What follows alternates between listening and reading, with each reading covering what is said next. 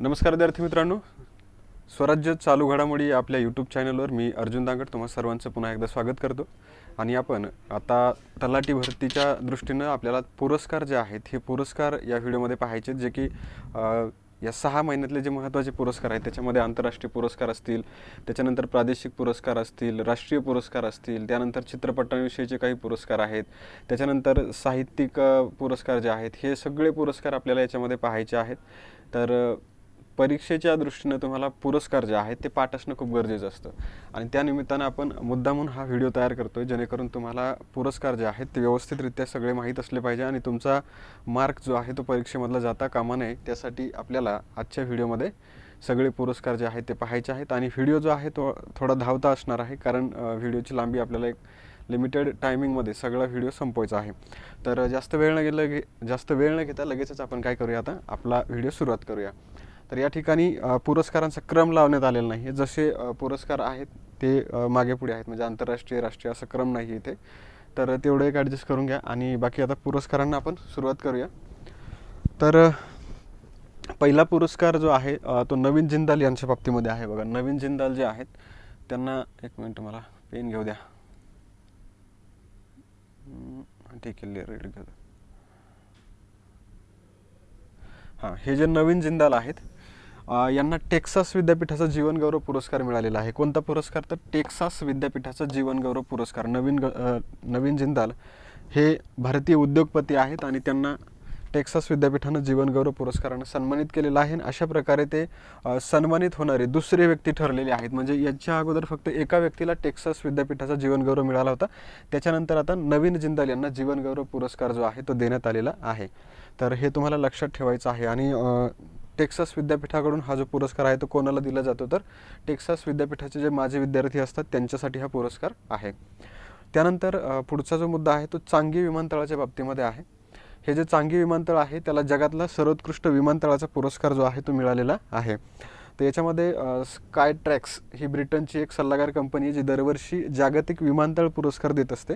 आणि या कंपनीनं सिंगापूरचं जे चांगी विमानतळ आहे या विमानतळाला 2023 कोणत्या वर्षासाठी? तर 2023 या वर्षासाठी जगातलं सर्वोत्कृष्ट विमानतळ म्हणून सन्मानित केलेलं आहे. तर आपल्याला लक्षात ठेवायचं आहे, चांगी विमानतळ सिंगापूरमध्ये आहे आणि या विमानतळाला जगातलं सर्वोत्कृष्ट विमानतळ म्हणून सन्मानित केलेलं आहे. कोणत्या कंपनीनं? तर स्काय ट्रॅक्स नावाच्या कंपनीनं. हे तुमच्यासाठी महत्त्वाचं आहे. त्याच्यानंतर आपल्या भारतामधलं इंदिरा गांधी आंतरराष्ट्रीय विमानतळ आहे, त्याला देखील भारतातील आणि दक्षिण आशियातील सर्वोत्कृष्ट विमानतळाचा पुरस्कार मिळालेला आहे. फरक काय लक्षात ठेवायचा? सिंगापूरचं जे चांगी विमानतळ आहे ते जगातलं सर्वोत्कृष्ट विमानतळ आणि आपलं दिल्ली विमानतळ जे आहे त्याला इंदिरा गांधी आंतरराष्ट्रीय विमानतळ असं नाव आहे. आणि हे विमानतळ भारतातून आणि दक्षिण आशियातून सर्वोत्कृष्ट विमानतळ ठरलेलं आहे. हे तुम्हाला लक्षात ठेवायचं आहे. चला, आणि आवाज व्यवस्थित येत असेल तर कमेंट बॉक्समध्ये ते देखील सांगून द्या, कारण आवाजाचा बराचसा इश्यू असतो आपला थोडंसं. तर आता इथे आहे ऑस्कर पुरस्कार. आता ऑस्कर पुरस्कार तुम्हाला सगळे पाठ करायचे आहेत का, किंवा किती ऑस्कर तुम्हाला लक्षात ठेवणं गरजेचं आहे तलाठी भरतीच्या दृष्टीनं, ते देखील आपण या ठिकाणी आता पाहूया. तर 2023 या वर्षामध्ये देण्यात आलेले जे ऑस्कर पुरस्कार आहेत हे आहेत 95. पहिलं आपल्याला माहीत असलं पाहिजे की ऑस्कर पुरस्कार ज्यावेळेस दिले जातात त्याची आवृत्ती तुमच्या लक्षात असली पाहिजे. कधी कधी प्रश्न विचारताना 95व्या ऑस्कर विजेत्यांमध्ये विचारलं जाईल किंवा 94व्या ऑस्कर पुरस्कारांच्या बाबतीमध्ये सांगा असं विचारलं जाईल. तर लक्षात ठेवायचं, 2023 या वर्षी जे ऑस्कर पुरस्कार देण्यात आलेले आहेत ते 95 आहे. त्यांची आवृत्ती किती आहे? तर 95 आहे. मग ह्या ऑस्कर पुरस्कारांच्या बाबतीतली सगळी माहिती आपल्याला आता इथं पाहायची आहे. त्याच्यामध्ये ऑस्कर पुरस्काराच्या जागी कधी कधी अकादमी पुरस्कार हा शब्द वापरला जातो. तर लक्षात ठेवायचं, अकादमी पुरस्कार म्हणजेच ऑस्कर पुरस्कार. कारण कधी असा प्रश्न विचारतील, अकादमी पुरस्कार कोणाला देण्यात आला किंवा ऑस्कर पुरस्कार कोणाला देण्यात आला, तर दोन्ही शब्द जे आहेत ते ऑस्कर पुरस्कारासाठी वापरतात, लक्षात ठेवा. आणि हे जगामधले सगळ्यात मोठे चित्रपट पुरस्कार आहेत. म्हणजे चित्रपट क्षेत्रामधील हे काय म्हणतो आपण त्याला, सगळ्यात वरच्या ठिकाणचे किंवा सर्वाधिक हे आपण काय म्हणतो सर्वोच्च पुरस्कार आहे. कोणता? तर ऑस्कर. त्याच्यानंतर 95 ऑस्कर जो आहे त्याचं आयोजन लॉस एंजल्समध्ये करण्यात आलं होतं. हे ठिकाण कधी कधी विचारतात. त्याच्यानंतर ऑस्कर पुरस्कार जो आहे त्याची सुरुवात माहीत असली पाहिजे. 16 मे 1929ला ऑस्कर पुरस्कारांची सुरुवात झालेली आहे. कधी झाली आहे? तर 16 मे 1929 1929 साली ऑस्कर पुरस्कारांची सुरुवात झाली. त्यानंतर ऑस्कर पुरस्कार देणारी संस्था तुम्हाला माहीत असली पाहिजे, academy of motion pictures arts and sciences असं या ऑस्कर पुरस्कार देणाऱ्या संस्थेचं नाव आहे. हे पण तुम्हाला माहीत असलं पाहिजे. नंतर आहे हा पुरस्कार कशासाठी दिला जातो, तर अमेरिकन आणि आंतरराष्ट्रीय चित्रपट क्षेत्रातील उत्कृष्ट योगदान देण्यासाठी दरवर्षी हे पुरस्कार दिले जातात. कोणाला दिले जातात, तर आंतरराष्ट्रीय क्षेत्रामध्ये चित्रपट क्षेत्र जे आहे, आंतरराष्ट्रीय चित्रपट क्षेत्र आणि त्याचबरोबर अमेरिकन चित्रपट क्षेत्र जे आहे, याच्यासाठी जे लोक उत्कृष्ट योगदान देतील त्यांना हा पुरस्कार काय केला जातो, तर दिला जातो.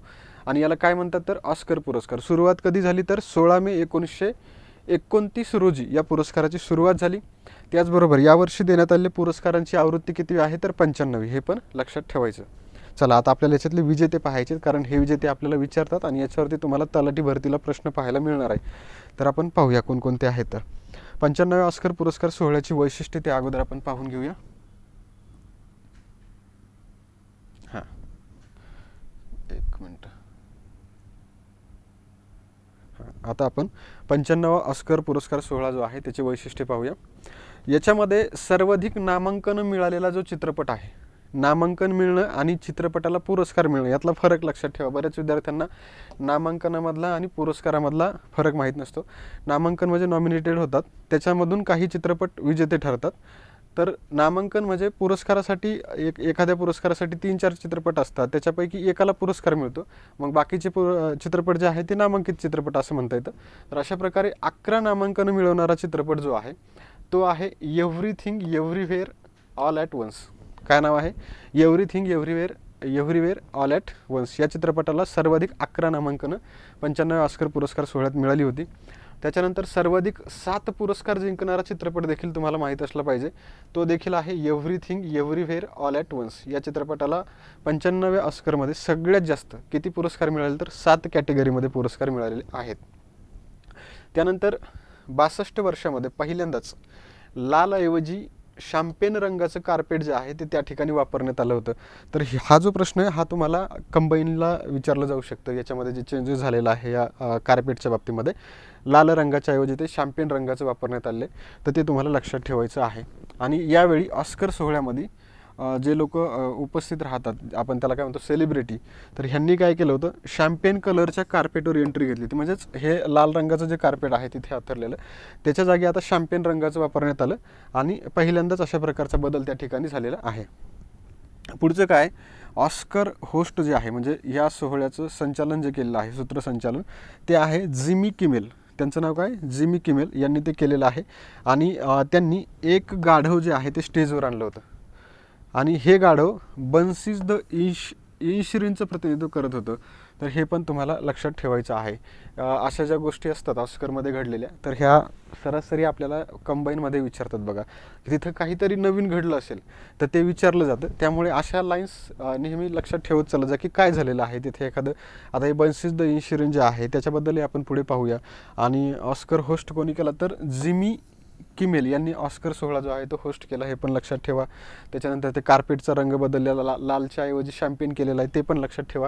आणि पुरस्कार जे आहेत सगळ्यात जास्त everything everywhere all at once, नामांकनही सर्वाधिक 11 आणि पुरस्कार 7 मिळाले, हे पण लक्षात ठेवा. त्यानंतर सुरुवातीची तारीख वगैरे आपण पाहिलेलं आहे. याच्यानंतर काय, मिशेल येओह असं हिचं नाव आहे आणि ही सर्वोत्कृष्ट अभिनेत्रीसाठी ऑस्कर मिळवणारी पहिली आशियाई महिला ठरलेली आहे बघा.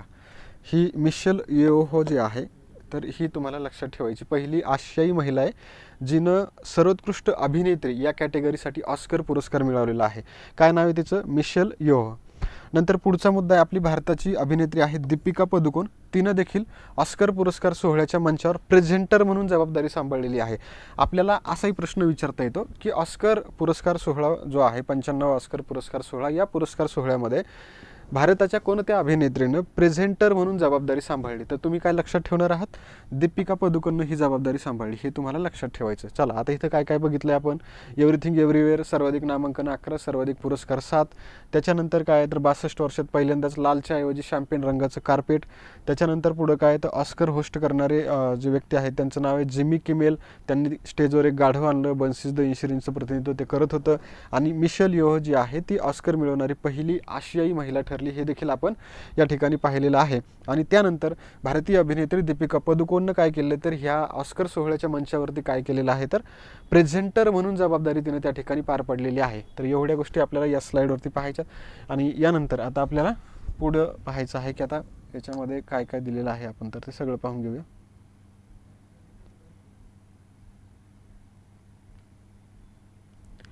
हां,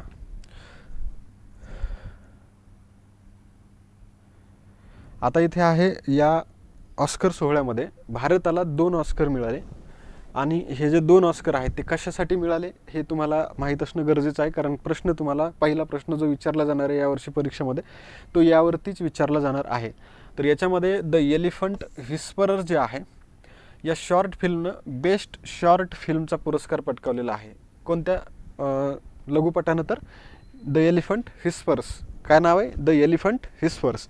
आणि दुसरा भारतीय चित्रपट आहे RRR हा जो चित्रपट आहे यामधील नाटू नाटू गाणं आहे, या गाण्याला सर्वोत्कृष्ट ओरिजिनल सॉन्गचा पुरस्कार मिळाला. कॅटेगरी पण माहीत असली पाहिजे, कॅटेगरी पण दिल्या जाते, कॅटेगरी देखील लक्षात ठेवायचं. RR मधील नाटू नाटू गाण्याला सर्वोत्कृष्ट ओरिजिनल सॉन्गचा पुरस्कार. आणि द एलिफंट व्हिस्परर जी डॉक्युमेंटरी आहे या डॉक्युमेंटरीला बेस्ट शॉर्ट फिल्मचा पुरस्कार मिळालेला आहे. त्यानंतर ऑल दॅट ब्रीथ्स ही भारतीय डॉक्युमेंटरी फीचर फिल्म या शर्यतीमधून बाहेर पडली. म्हणजे ऑल दॅट ब्रीथ्सला फीचर फिल्म या कॅटेगरीमध्ये नामांकन मिळालं होतं, हे पण तुम्हाला लक्षात ठेवायचं आहे. आणि ऑस्कर पुरस्कार सोहळ्यामध्ये भारताला 3 श्रेणीमध्ये नामांकन मिळालं होतं. किती श्रेणीमध्ये? 3 श्रेणीमध्ये. कोणकोणत्या? एक एलिफंट व्हिस्पर्स विजेती ठरलेली आहे ती बेस्ट शॉर्ट फिल्ममध्ये.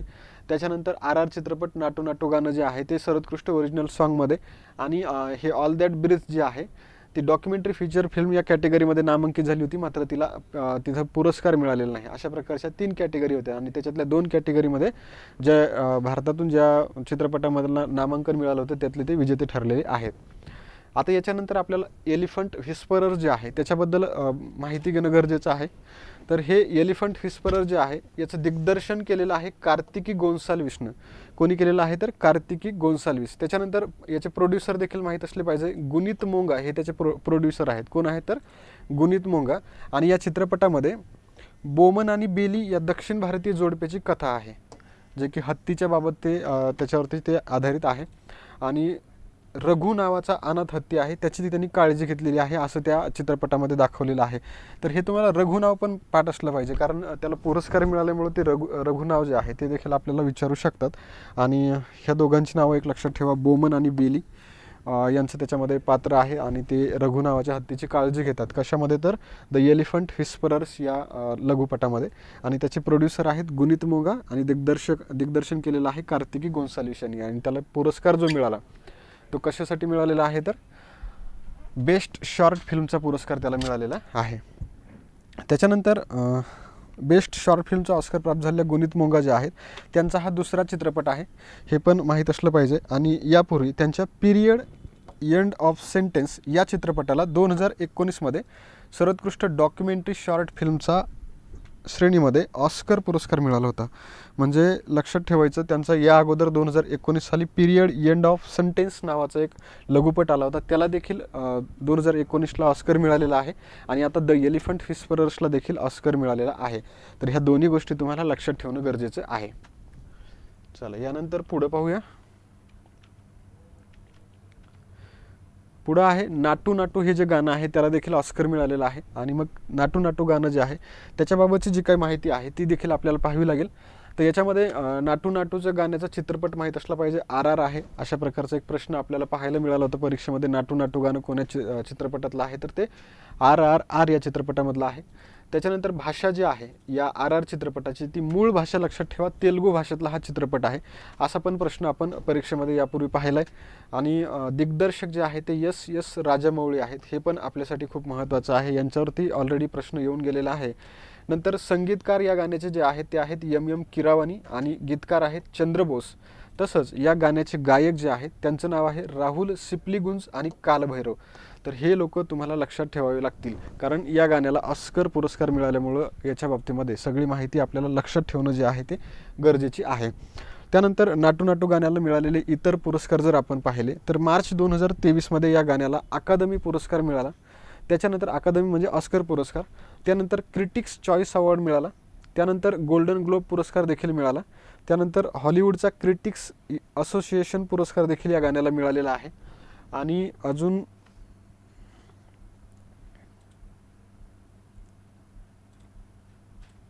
अजून एक पुरस्कार आहे, तो म्हणजे ऑनलाईन फिल्म क्रिटिक्स सोसायटी पुरस्कार आणि ह्यूस्टन फिल्म क्रिटिक्स सोसायटी पुरस्कार. एवढे पुरस्कार नाटू नाटू या गाण्याला मिळालेले आहेत. तर हे सगळे पुरस्कार तुम्हाला लक्षात ठेवावे लागतील, कारण हे 2023 मधले पुरस्कार आहेत जे की नाटू नाटू या गाण्याला मिळालेले आहेत. त्यानंतर 95 ऑस्कर पुरस्कारातले विजेते जर आपण पाहिले, या अगोदर आता आपण भारतीय विजेते पाहिले, भारताला किती पुरस्कार मिळाले, कोणत्या कॅटेगरीत मिळाले, त्याच्याबद्दलची बेसिक माहिती सगळं आपण पाहिलेलं आहे. आता आपण ऑस्कर पुरस्कार विजेते पाहणार आहोत. तर याच्यामध्ये संगीत जे आहे मूळ गाणं या श्रेणीमध्ये नाटू नाटू गाण्याला पुरस्कार मिळाला आहे. त्याचा चित्रपट आहे RR आपण पाहिलं. संगीतकार आहेत MM किरावानी आणि गीतकार कोण आहेत तर चंद्रबोस हे त्याचे गीतकार आहेत. नंतर पुढची जी कॅटेगरी आहे ती आहे डॉक्युमेंटरी शॉर्ट फिल्मची कॅटेगरी आहे. याच्यामध्ये जो पुरस्कार मिळालेला आहे तो द एलिफंट व्हिस्परर्सला मिळालेला आहे आणि त्याचे कार्तिकी गोन्साल्विस आणि गुनित मोगा हे लोक त्याच्याशी संबंधित आहेत. तर हे पण तुम्हाला लक्षात ठेवायचं आहे, जे आपण वरती पाहिलेलं आहे. कोणाचा रोल का आहे, एक जण निर्माता आहे, एक जण दिग्दर्शक आहे. त्याच्यानंतर मुख्य भूमिकेतील सर्वोत्तम अभिनेता जो पुरस्कार आहे हा तुम्हाला पाठ असला पाहिजे ऑस्करच्या बाबतीमध्ये. ब्रेंडन फ्रेझर असं त्याचं नाव आहे. द व्हेलसाठी त्याला हा पुरस्कार मिळालेला आहे. मुख्य भूमिकेमधील सर्वोत्कृष्ट अभिनेत्याचा पुरस्कार कोणाला मिळाला तर ब्रेंडन फ्रेझरला मिळाला आणि तो आहे द व्हेल या चित्रपटासाठी त्याला हा पुरस्कार देण्यात आला. चला यानंतर पुढे पाहूया.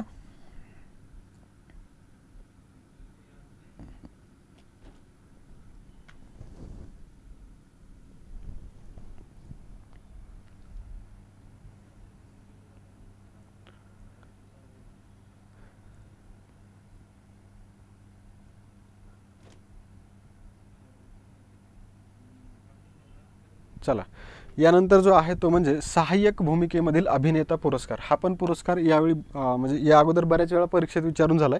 तर लक्षात ठेवायचं के हू क्वन नावाचा अभिनेता आहे.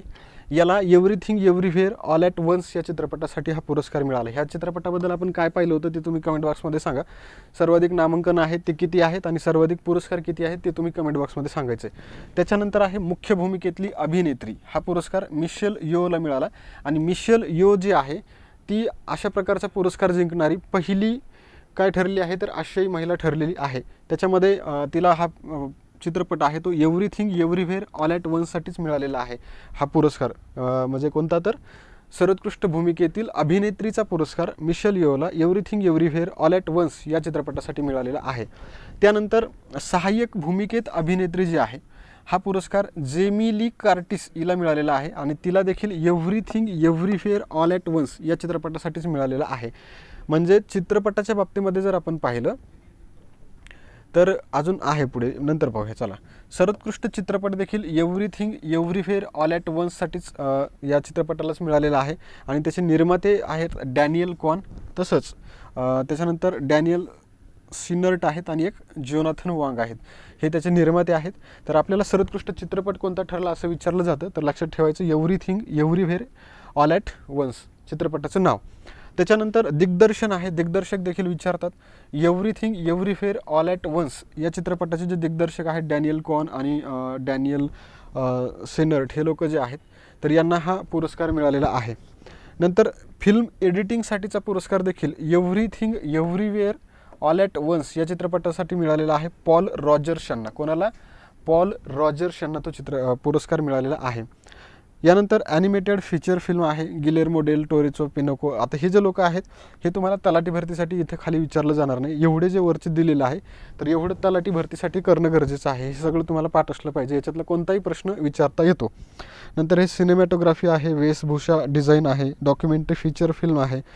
तर हे नेव्हिनली आहे, डॅनियल रोहर ओडेसा हे जे लोक आहेत यांचा तो आहे. आणि तर हा एक पॉईंट तुम्हाला लक्षात ठेवावा लागणार आहे. हा जो 13वा पॉईंट आहे, हा पॉईंट का लक्षात ठेवायचा आहे तर हे डॉक्युमेंटरी फीचर फिल्म कॅटेगरीमध्ये जे पुरस्कार मिळालेला आहे नेव्हिनलीला, तर इथं आपल्या भारतामधील ऑल दॅट ब्रीथ्स हा जो शॉर्ट आपण काय म्हणतो त्याला डॉक्युमेंटरी आहे, तर या डॉक्युमेंटरीला नामांकन मिळालं होतं आणि तिच्या जागेवरती पुरस्कार जो आहे तो नेव्हिनलीला मिळालेला आहे. म्हणून लक्षात ठेवायचं ऑल दॅट ब्रीथ्सला इथं नामांकन मिळालं होतं डॉक्युमेंटरी फीचर फिल्म या कॅटेगरीमध्ये, जिथं तिला पुरस्कार मिळाला नाही. आणि तिच्याशी संबंधित लोक आहेत शौनक शेन, अमन मान आणि टेडी लिफर. तर हे पण तुम्हाला हा एक पॉईंट लक्षात ठेवायचा आहे. चला, याच्यानंतर बाकीचे जे पॉईंट्स आहेत हे तुम्हाला सरळ सेवेच्या दृष्टीने जास्त गरजेचे वाटत नाहीत. तर यानंतर पुढचा जो पुरस्कार आहे तो म्हणजे 8वा राष्ट्रीय छायाचित्रण पुरस्कार आहे बघा. तर आपण तो पाहूया. 8वे राष्ट्रीय छायाचित्रण पुरस्कार जे आहेत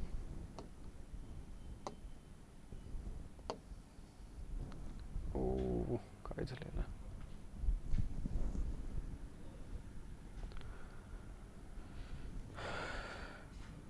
हां 8वे एक मिनिट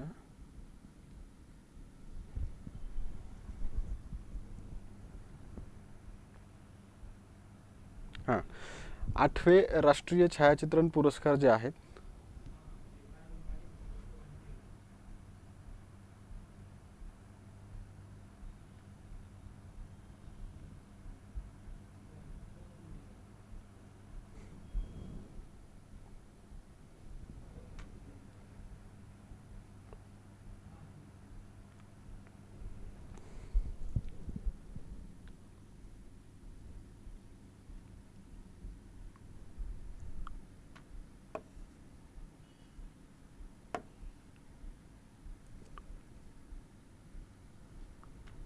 एक मिनिट थांबा, थोडं काय झालेलं आहे.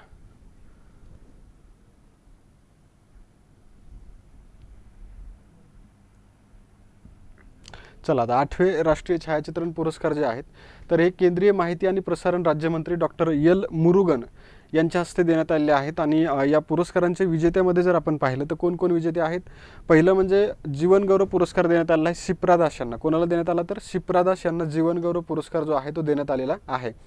त्यानंतर सर्वोत्कृष्ट व्यावसायिक छायाचित्रकार पुरस्कार आहे शशिकुमार रामचंद्रन यांना देण्यात आलेला आहे. आणि व्यावसायिक छायाचित्रकार श्रेणी विशेष उल्लेख पुरस्कार जो आहे तो देण्यात आलेला आहे दीपज्योती बनिक यांना. तर तुम्हाला या पुरस्कारामध्ये विशेष लक्ष काय ठेवायचं सरळ सेवेसाठी 8व्या राष्ट्रीय छायाचित्रण पुरस्कारांमध्ये शिप्रा दास यांना जीवनगौरव पुरस्कार देण्यात आला, एवढं तुम्ही लक्षात ठेवा. बाकी जे आहे ते कंबाईन आणि राज्यसेवावाल्यांसाठी गरजेचं आहे, तुमच्यासाठी त्याला जास्त काही महत्त्व नाही. चला, आणि त्याच्याबरोबर पुरस्कार कोणाच्या हस्ते देण्यात आला तर केंद्रीय माहिती आणि प्रसारण राज्यमंत्री डॉक्टर एल मुरुगन यांच्या हस्ते हा पुरस्कार देण्यात आलेला आहे. शिप्रा दास जीवनगौरव पुरस्कार तेवढं लक्षात ठेवा. चला, याच्यानंतर आहे आता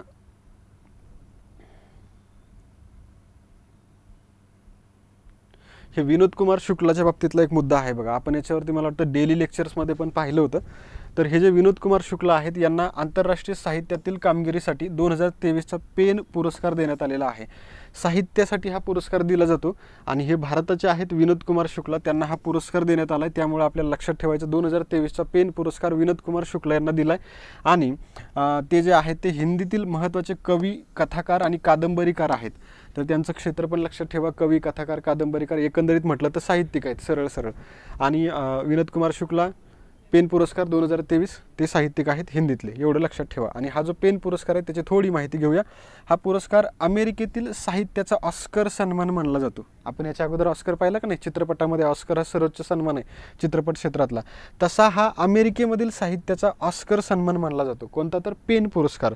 आणि पेन अमेरिका ही एक स्वयंसेवी संस्था आहे जी साहित्य आणि मानवी हक्कामध्ये केलेल्या उत्कृष्ट कार्यासाठी हा पुरस्कार देते. कोणती संस्था देते तर पेन अमेरिका नावाची संस्था आहे, पेन नावाचा पुरस्कार देते जो की साहित्यासाठी दिला जातो आणि तो अमेरिकेमधला ऑस्कर मानला जातो. एवढं लक्षात ठेवा. 2023चा विनोद कुमार शुक्ला यांना देण्यात आला. चला पुढचं आहे विठाबाई नारायणगावकर जीवनगौरव पुरस्कार. प्रादेशिक पुरस्कारामधली गोष्ट आहे, लक्षात ठेवावं लागणार आहे, व्यवस्थितच पाहावं लागेल ते आता आपल्याला.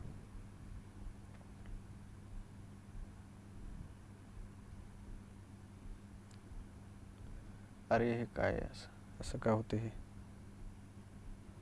चला आता हे जे विठाबाई नारायणगावकर जीवनगौरव पुरस्कार आहे तर ह्याच्या बाबतीमध्ये तुम्हाला काय लक्षात ठेवायचं आहे तर महाराष्ट्र राज्याचे सांस्कृतिक मंत्री सुधीर मुनगंटीवार यांनी तमाशा सम्राज्ञी गुलाबबाई संगमनेरकर तसंच संध्या रमेश माने, कोण संध्या रमेश माने आणि तमाशा सम्राट आतंबर शिरढोणकर यांना तमाशा सम्राज्ञी विठाबाई नारायणगावकर जीवनगौरव पुरस्कार जो आहे या पुरस्काराने सन्मानित केलेला आहे. किती व्यक्तींना सन्मानित केले तर 3 व्यक्ती आहेत. कोण कोण आहेत? गुलाबबाई संगमनेरकर आहेत, संध्या रमेश माने आहेत आणि आतंबर शिरढोणकर आहेत. या 3 लोकांना कोणता पुरस्कार देण्यात आला? विठाबाई नारायणगावकर जीवनगौरव पुरस्कार. आता याच्यामध्ये कशासाठी कोणाला दिलेला आहे किंवा कोणत्या वर्षासाठी देण्यात आला हे पण माहीत असलं पाहिजे, तर ते पण आपल्याला पाहणं गरजेचं आहे. पण त्यापूर्वी आपण काय करूया, हा जो पुरस्कार आहे तर याबद्दल थोडी माहिती घेऊया. तमाशा सम्राज्ञी गुलाबबाई संगमनेरकर यांना हा पुरस्कार जाहीर झाला आहे आणि त्यांच्या वतीनं हा पुरस्कार त्यांची कन्या अलका संगमनेरकर आणि कल्पना संगमनेरकर यांनी तो स्वीकारलेला आहे. हे पण तुम्हाला लक्षात ठेवायचं आहे. आणि हा पुरस्कार जो आहे याची जी सुरुवात आहे ती झालेली आहे 2005 या वर्षी. याची जी पुरस्कार रक्कम आहे ती आहे 5 लाख रुपये आणि देणारी संस्था आहे सांस्कृतिक कार्य संचालनालय महाराष्ट्र. हे तुम्हाला लक्षात ठेवणं गरजेचं आहे. महाराष्ट्र शासनाच्या सांस्कृतिक कार्य संचालनालयाकडून दिला जातो, 2005 वर्षापासून दिला जातो आणि पुरस्काराची रक्कम आहे 5 लाख रुपये. आणि कोणाच्या हस्ते देण्यात आला तर सुधीर मुनगंटीवार सांस्कृतिक मंत्री आहेत महाराष्ट्र राज्याचे, त्यांच्या हस्ते हा पुरस्कार देण्यात आला होता. तो देण्यात आला 3 व्यक्तींना, गुलाबबाई संगमनेरकर, संध्या रमेश माने आणि आतंबर शिरढोणकर यांना हा पुरस्कार देण्यात आलेला आहे. चला आता थोडं पुढची माहिती पाहूया. चला आता इथे आपल्याला या पुरस्काराचे वर्ष आणि ते विजेते दिले आहेत, जे की आपण आता 3 विजेते पाहिले, तर त्यांचं कोणत्या वर्षासाठी कोणाला पुरस्कार देण्यात आला ते पण पाहूया. 2018-19 या वर्षासाठी देण्यात आला आहे गुलाबबाई संगमनेरकर यांना. नंतर 2019-20 या वर्षासाठी देण्यात आला आहे आतंबर शिरढोणकर यांना. आणि 2021 साठीचा जो आहे म्हणजे 20-21 या वर्षासाठी संध्या माने यांना देण्यात आला. आता हा क्रम तुम्हाला लक्षात ठेवावा लागणार आहे कारण तिथे जोड्या लावामध्ये विचारलं जाईल. तर लक्षात ठेवा 2018-19 गुलाबबाई संगमनेरकर, 2019-20 आतंबर शिरढोणकर आणि 2020-21 संध्या माने यांना हा पुरस्कार देण्यात आला आहे. कोणता पुरस्कार? विठाबाई नारायणगावकर जीवनगौरव पुरस्कार. कोणाच्या हस्ते देण्यात आला तर सुधीर मुनगंटीवार यांच्या हस्ते देण्यात आला. आणि या पुरस्काराची सुरुवात आणि पुरस्काराचं रक्कम जी आहे ती पाठ करायची आहे 2005 आणि रक्कम किती आहे तर 5 लाख रुपये एवढी या पुरस्काराची काय आहे तर रक्कम आहे. आणि दिला कोणाकडून जातो तर महाराष्ट्र शासनाच्या सांस्कृतिक कार्य मंत्रालयाकडून हा पुरस्कार दिला जातो. त्याबरोबर आपल्याला महाराष्ट्र शासनाच्या सांस्कृतिक कार्य संचालनालयाकडून दिले जाणारे जे पुरस्कार आहेत आणि त्यांचे सुरुवातीचे जे वर्ष आहेत ते पण पाहावे लागतील. तर हे वर्ष याच्यामध्ये काही पुरस्कार आहेत, हे सगळे पुरस्कार तुम्हाला आपल्या पुस्तकामध्ये पाहायला मिळतात, तिथून तुम्ही हे पाठ करायचे आहेत. आता इथं मी ती व्हिडिओमध्ये ते सगळं सांगणार नाही कारण व्हिडिओची लांबी खूप वाढेल, आपल्याला थोडं लवकर ते संपवायचं आहे. चला आता पुढचा पुरस्कार आहे डॉक्टर ज्ञान चतुर्वेदी यांची 32व्या व्यास सन्मानासाठी निवड झालेली आहे. बघा 32वा व्यास पुरस्कार जो आहे त्याच्यासाठी डॉक्टर ज्ञान चतुर्वेदी यांची निवड झालेली आहे. मग हे ज्ञान चतुर्वेदी कोण आहे तर ते प्रसिद्ध हिंदी लेखक आहेत. कोण आहेत? हिंदी साहित्यातले ते साहित्यिक आहेत आणि त्यांना पागलखाना, कशासाठी? पागलखाना या कादंबरीसाठी 32वा व्यास सन्मान जो आहे तो देण्यात आलेला आहे. कोणाला तर डॉक्टर ज्ञान चतुर्वेदी यांना पागलखाना कादंबरीसाठी 32वा व्यास सन्मान देण्यात आलेला आहे. मग हा जो व्यास सन्मान आहे हा कोणाकडून दिला जातो, कधी दिला जातो आणि त्याची पात्रता काय आहे, स्वरूप काय आहे हे पण आपल्याला माहीत असलं पाहिजे कारण हा सन्मान अत्यंत महत्त्वाचा आहे. तर याच्यामध्ये याची स्थापना जी आहे ती 1991 साली झालेली आहे आणि हा पुरस्कार जी संस्था देते त्या संस्थेचं नाव आहे के बिर्ला फाउंडेशन. या फाउंडेशनकडून 1991 मध्ये 3 पुरस्कार सुरू करण्यात आले होते जे की साहित्यिक पुरस्कार आहेत. त्याच्यातला हा एक सन्मान आहे व्यास सन्मान जो की 1991 पासूनच दिला जातो. देणारी संस्था के बिर्ला फाउंडेशन. आणि या पुरस्कारासाठी जी पात्रता आहे ती आहे 10 वर्षामध्ये प्रकाशित झालेल्या एका भारतीय नागरिकाच्या उत्कृष्ट हिंदी साहित्य कृतीला हा पुरस्कार दिला जातो. मागच्या 10 वर्षामध्ये प्रकाशित झालेल्या एखाद्या भारतीय साहित्यिकाची हिंदी साहित्य कृती असेल जी की उत्कृष्ट असेल, तिला हा पुरस्कार दिला जातो. लक्षात ठेवायचा रूल काय आहे, 10 वर्षामध्ये भारतीय साहित्यिक त्याची हिंदी साहित्य कृती जी की प्रसिद्ध आहे आणि ती मागच्या 10 वर्षात प्रसिद्ध झालेली असली पाहिजे, त्याच नागरिकाला व्यास सन्मान जो आहे तो दिला जातो. आणि तो कोणाकडून दिला जातो तर के के बिर्ला फाउंडेशनकडून. तसंच या पुरस्काराची रक्कम किती आहे, पुरस्कार रक्कम किती आहे तर लक्षात ठेवा 4 लाख रुपये एवढी त्याची पुरस्कार रक्कम आहे. विठाबाई नारायणगावकर जीवनगौरव पुरस्काराची किती होती, 5 लाख रुपये. याची किती आहे, 4 लाख रुपये. आणि याचा पहिले विजेते जे आहेत ते आहेत रामविलास शर्मा. कोण आहेत, रामविलास शर्मा. आणि 32वें व्यास सन्मानाचे विजेते आहेत पागलखानासाठी ज्ञान चतुर्वेदी. हे लक्षात ठेवायचं आहे. चला अजून आपल्याला पुढे पाहायचे. अलीकडचे विजेते जर पाहिले व्यास सन्मानाचे तर 2021 साठी असगर वजाहत आहेत, महाबलीसाठी त्यांना देण्यात आला. 2020 साठी शरद के पगारे यांना पाटलीपुत्र की सम्राज्ञीसाठी पुरस्कार देण्यात आला. आणि 2019 वर्षासाठीचा नाशिरा शर्मा यांना देण्यात आला होता कागज की नाव या कादंबरीसाठी. तर अशा प्रकारे मागील काही विजेते आहेत आणि या वर्षीचे विजेते आपण वरती पाहिलेले आहेत. काय नाव आहे त्यांचं तर काय नाव आहे त्यांचं, ज्ञान चतुर्वेदी. पागलखाना या कादंबरीसाठी त्यांना हा पुरस्कार देण्यात आला.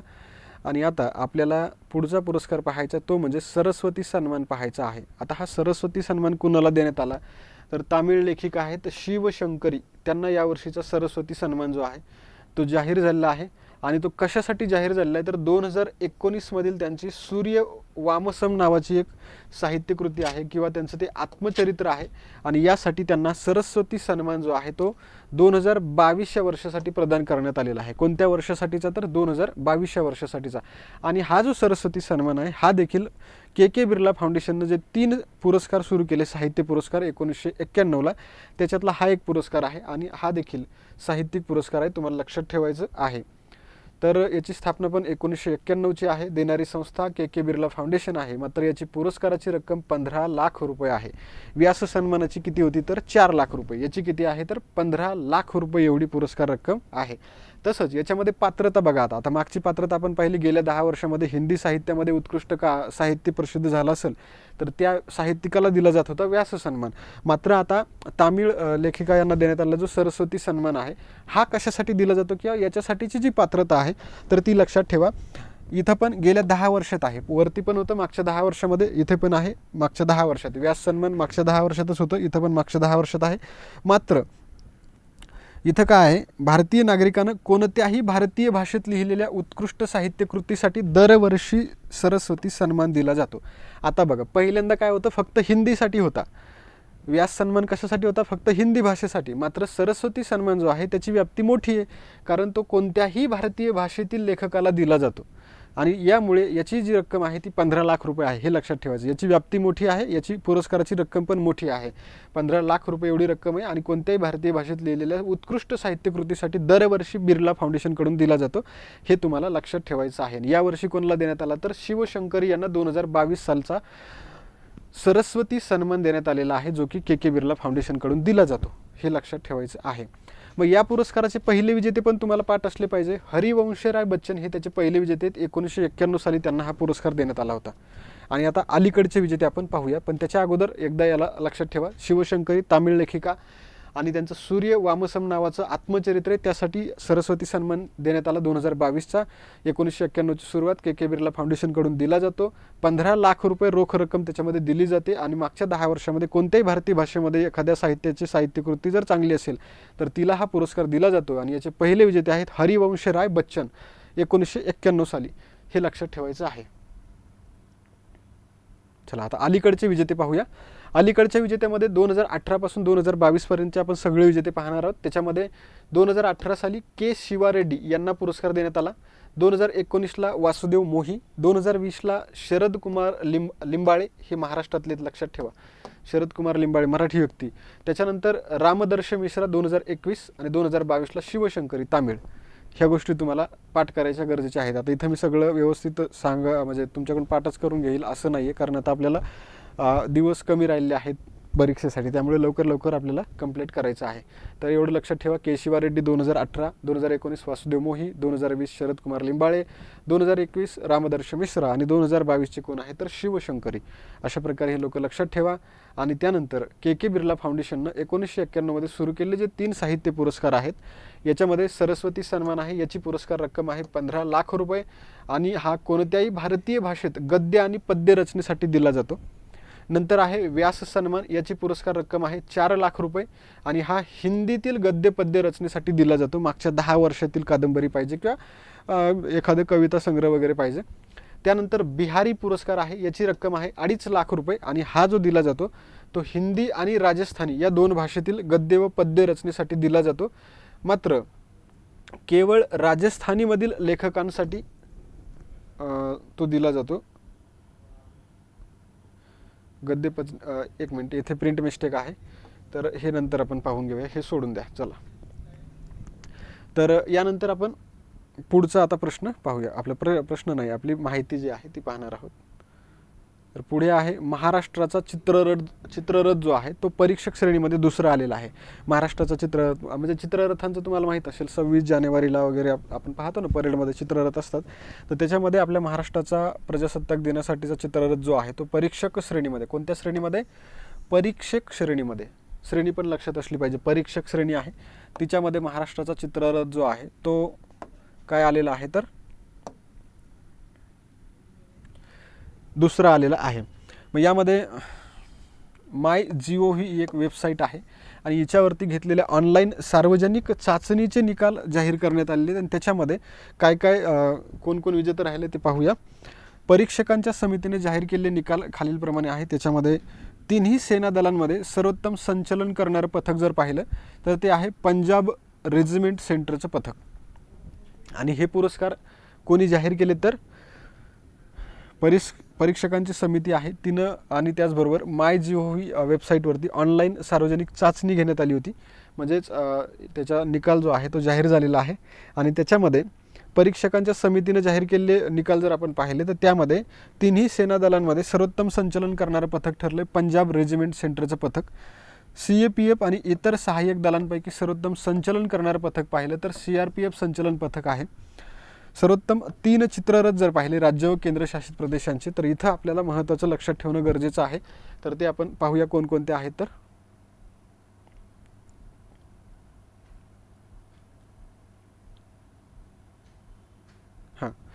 प्रथम राज्य ठरलेलं आहे उत्तराखंड. त्याच्यानंतर दुसरं जे आहे ते म्हणजे महाराष्ट्र आहे. आणि महाराष्ट्राचा जो चित्ररथ होता तो होता 3.5 शक्तिपीठ व नारी शक्ती या थीमवरती आधारित आणि उत्तराखंडचा होता मानसखंडवरती. तर तिसऱ्या क्रमांकाचं राज्य ठरलेलं आहे उत्तर प्रदेश. याच्यामध्ये अयोध्या दीपोत्सव दाखवण्यात आला होता त्या चित्ररथावरती.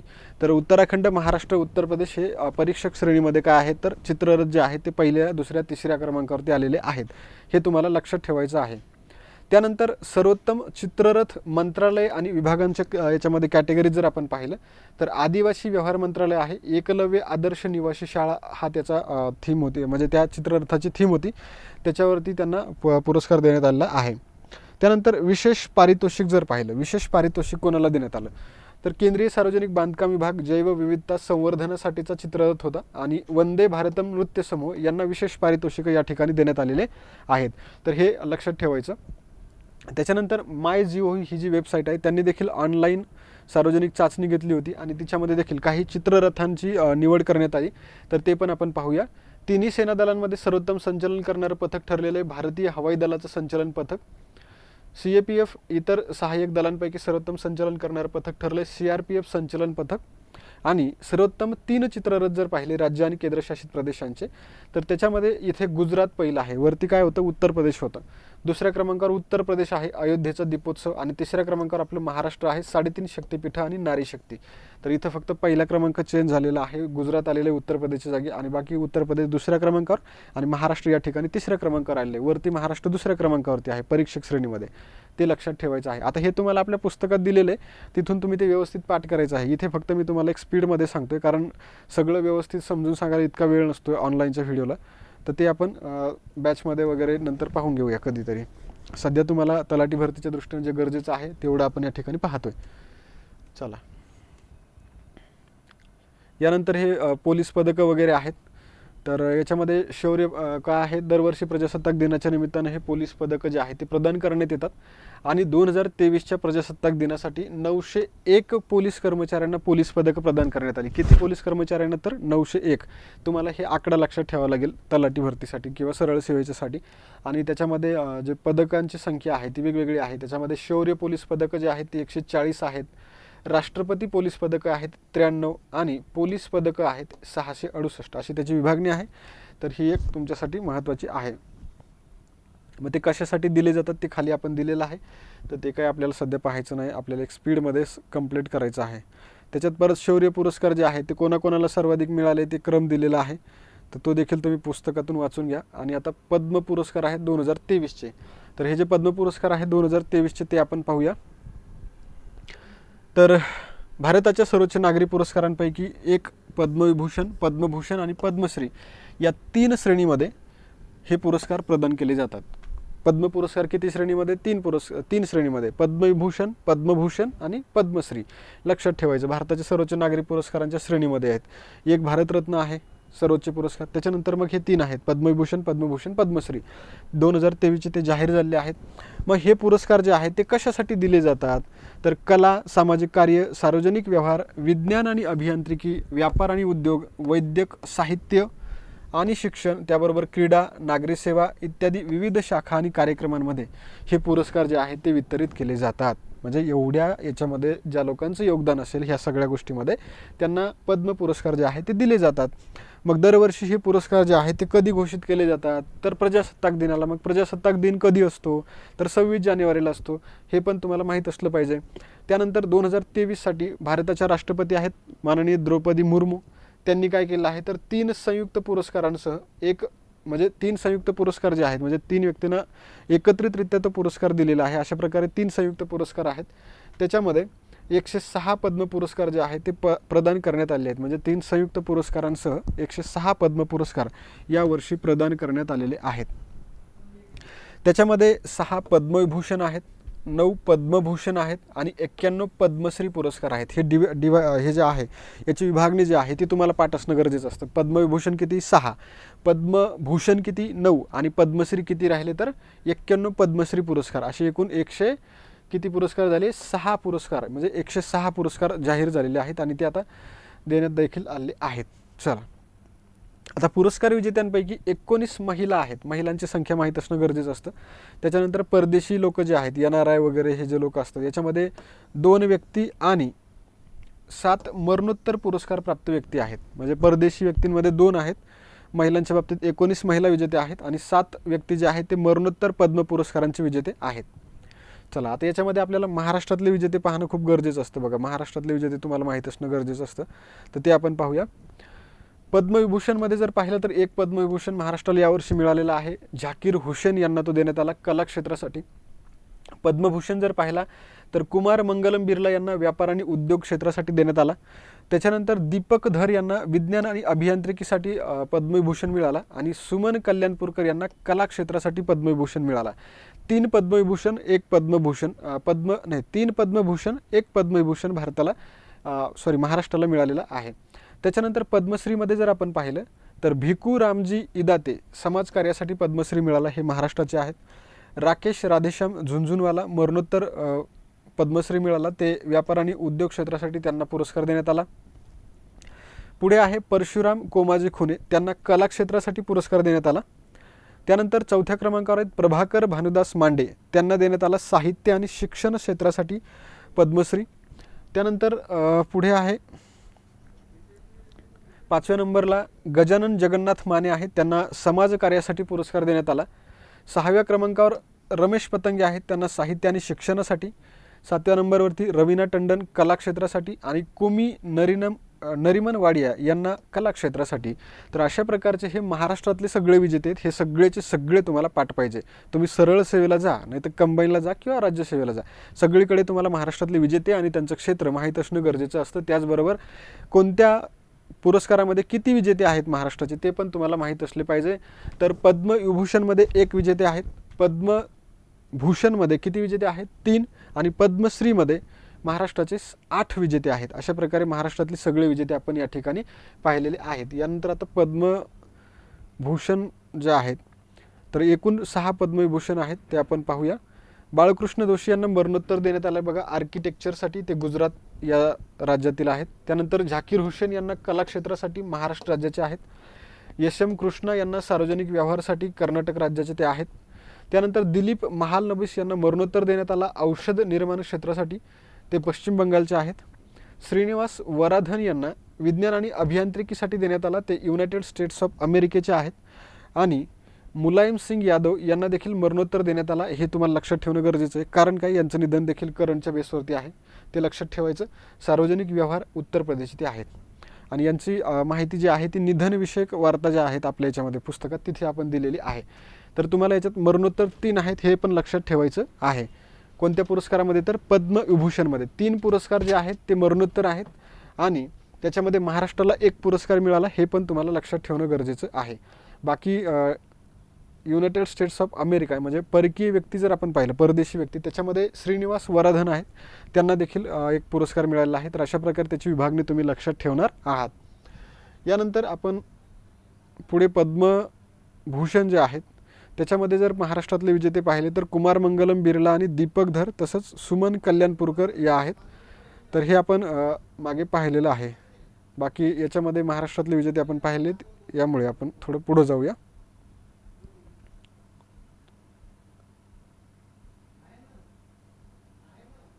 चला, आता यानंतर आपल्याला मिस युनिव्हर्स स्पर्धा 2022 जी आहे ती पाहायची आहे. तर या स्पर्धेचं ठिकाण आहे न्यू अर्लिन्स, जे की अमेरिकेमध्ये आहे. मिस युनिव्हर्स 2022 या स्पर्धेचं ठिकाण कोणतं राहिलेलं आहे? तर अमेरिकेतील न्यू अर्लिन्स या ठिकाणी स्पर्धा झाली. या स्पर्धेची आवृत्ती होती 71वी. आवृत्ती माहीत असणं गरजेचं असतं. त्यानंतर स्पर्धेत स्पर्धक किती होते? 84. आणि या स्पर्धेची विजेती पाठ असली पाहिजे, कारण पहिला प्रश्न विजेतीवरती विचारला जातो. तर आर बॉनी गॅब्रियलने ही यावर्षी या स्पर्धेची विजेती ठरलेली आहे. त्यानंतर उपविजेती राहिलेली आहे अमांडा डुडामेल, जे की व्हेनेझुएलाचे आहे. आणि 3ऱ्या स्थानावरती राहिले आंद्रेना मार्टिनेज, जे की डॉमिनिकन रिपब्लिक या देशाची आहे. त्याचबरोबर भारताचं प्रतिनिधित्व जे केलेलं आहे ते आहे देविता राय हिनं भारताचं प्रतिनिधित्व या स्पर्धेमध्ये केलेलं आहे. तसंच या ठिकाणी एक महत्त्वाचा मुद्दा जो आहे तो म्हणजे 28 वर्षाची आरबोनी गॅब्रियल जी आहे ती हा किताब जिंकणारी पहिली फिलिपिनो अमेरिकन ठरलेली आहे. कोणती? तर फिलिपिनो अमेरिकन. हे लक्षात ठेवायचं आहे, म्हणजे फिलिपिन्सची ती अमेरिकन नागरिक आहे, हे तुम्हाला लक्षात ठेवायचं आहे आरबोनी गॅब्रियलने. अशा प्रकारे मिस युनिव्हर्स स्पर्धा 2022 तुम्हाला लक्षात ठेवायची आहे. तिचं ठिकाण, विजेती आणि भारताचं प्रतिनिधित्व हे 3 मुद्दे तरी कमीत कमी लक्षात ठेवा. यानंतर 80वा गोल्डन ग्लोब पुरस्कार आहे. गोल्डन ग्लोब पुरस्कार जो आहे तो जानेवारी 1944 मध्ये लॉस एंजलिस येथे पहिल्यांदा आयोजित करण्यात आला होता. कधी? तर 1944 साली लॉस एंजलिस या ठिकाणी पहिला गोल्डन ग्लोब पुरस्कार जो आहे तो आयोजित करण्यात आला होता. आणि हा पुरस्कार चित्रपट आणि मनोरंजन क्षेत्रासाठी दरवर्षी जानेवारी महिन्यामध्ये दिला जातो. कोणत्या महिन्यात दिला जातो? तर जानेवारी महिन्यामध्ये दिला जातो. आणि 2023च्या पुरस्काराची जी आवृत्ती आहे ती राहिलेली आहे 80वी. कितवी आवृत्ती राहिलेली आहे? तर 80वी आवृत्ती राहिलेली आहे. आणि या आवृत्तीचा जो सोहळा होता 80व्या आवृत्तीचा तो लॉस एंजलिस या ठिकाणी आयोजित करण्यात आला होता. तसंच या सोहळ्याचे जे ज्यांनी होस्ट केला त्यांचं नाव लक्षात ठेवा, जेरॉल्ड कार्मायकल असं त्यांचं नाव आहे, जेरॉल्ड कार्मायकल. आणि या पुरस्कारांमध्ये जो पुरस्कार आहे RRR हा जो चित्रपट आहे, या चित्रपटाला 2023च्या या पुरस्कार सोहळ्यामध्ये 2 कॅटेगरीमधील नामांकनं मिळाली होती. किती मिळाली होती? तर 2 कॅटेगरीमध्ये नामांकनं मिळाली होती. आणि त्याचबरोबर यामधील best original song motion picture कॅटेगरीमध्ये त्याला पुरस्कार मिळालेला आहे. आणि कोणत्या गाण्यासाठी पुरस्कार मिळाला? तर नाटू नाटू या गाण्यासाठी RR या चित्रपटाला यामध्ये पुरस्कार मिळालेला आहे. नाटू नाटू गाण्याला ऑस्कर पुरस्कार देखील मिळालेला आहे, हे पण आपण पाहिलेलं आहे. तर यामुळे आपल्याला गोल्डन ग्लोब पुरस्कार सोहळा देखील लक्षात ठेवणं गरजेचं आहे. मग याच्यामधले काही महत्त्वाचे विजेते देखील आपण पाहूया. तर यामध्ये जे विजेते आहेत, तर सरळ सेवेच्या दृष्टीने आपल्याला सर्वोत्कृष्ट चित्रपट माहीत असणं गरजेचं असतं. संगीत आणि कॉमेडी या कॅटेगरीमधून द बन्सीज ऑफ इन्शेरिन हा चित्रपट या ठिकाणी विजेता ठरलेला आहे गोल्डन ग्लोब चित्रपट पुरस्कारांमध्ये.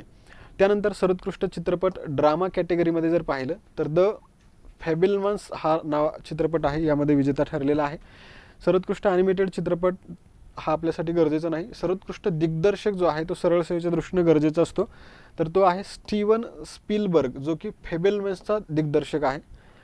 त्यानंतर सर्वोत्कृष्ट पटकथा देखील नाही, पटकथा नाही, इंग्रजी भाषेतील चित्रपट. बाकी मग या जे चित्रपट आहे ते तुम्ही पुस्तकातून वाचून घेणं गरजेचं आहे, कारण इथे आपल्याला मॅरेथॉनप्रमाणे करायचं आहे, फास्टमध्ये घ्यायचं आहे.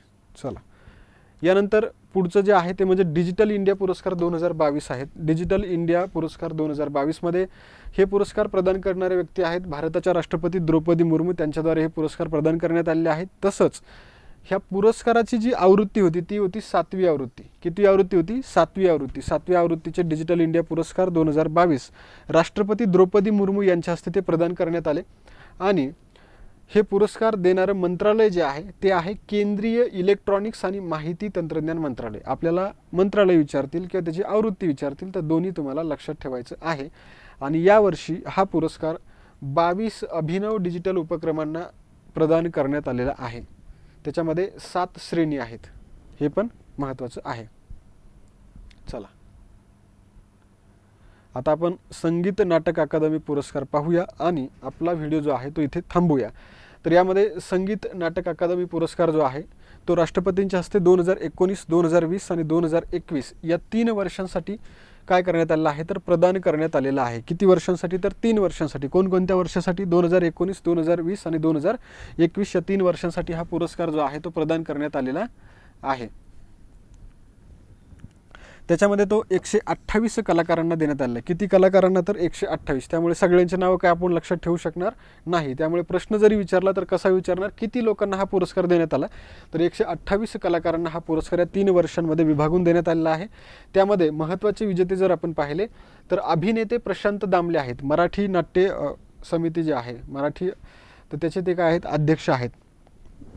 त्याच्याबरोबर शास्त्रीय संगीत गायिका आरती अंकलीकर टिकेकर यांना देखील हा पुरस्कार मिळाला आहे.